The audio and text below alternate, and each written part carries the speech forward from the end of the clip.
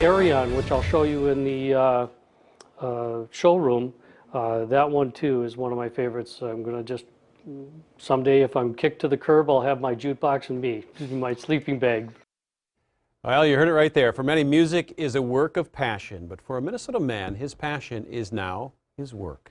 Dan Colter is turning back the clock, bringing the grandeur and the lights and the music back to old and broken jukeboxes. Fox 9's Maury Glover here now for us. And Maury, he's been doing this for quite some time now, huh? He certainly has. In his 53 years, Coulter has done everything from run a cable access channel to becoming a small-town mayor. But now he's trying to bring back some of the shine from the golden age of jukeboxes.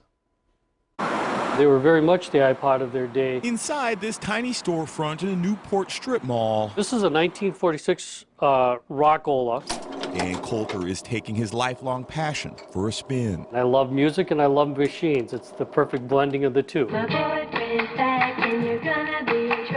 He takes vintage jukeboxes from the 30s to the 90s. Some of them come in, they're pretty wretched. Some of them are fresh from the barn and they've got bird droppings on them and they're pretty horrible, missing parts and rusty, and everything is stuck and doesn't actuate or work.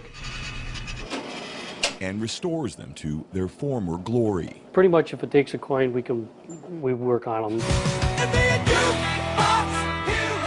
Coulter repaired his first jukebox when he was 12 and spent the next 4 decades tinkering with them in his spare time. Literally years of my life I've spent working on this stuff. So he decided to open his own showroom last year to become one of the few vintage jukebox repair shops in the country. I'm not going to get wealthy doing this business. It's not a business, you know, you have to do it because it's a labor of love. Don't rock the jukebox. But Colter doesn't just refurbish these pieces of the past, he prepares them for the future with Bluetooth and Wi-Fi connectivity.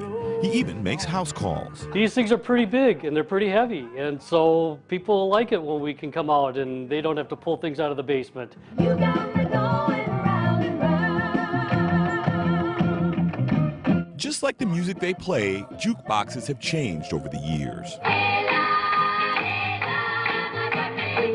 But as long as they're around, Colter will make sure they never skip a beat. It's a passion of mine to keep this industry going and keep these machines running properly so that future generations will be able to appreciate something that's from a bygone era, because they'll never come back again. Now, Colter already has about 1,500 customers, and he's booked out 4 to 6 weeks. But it's painstaking work. A full restoration can take up to a year. Now, you can check out more information on this story on our Instagram and Facebook page. But, Randy, it was fun to see how the styles have changed over the years. Jukeboxes are just as indicative of their time as cars were. Oh, absolutely. What a great deal. What a great hobby. Thanks, Maury. I know.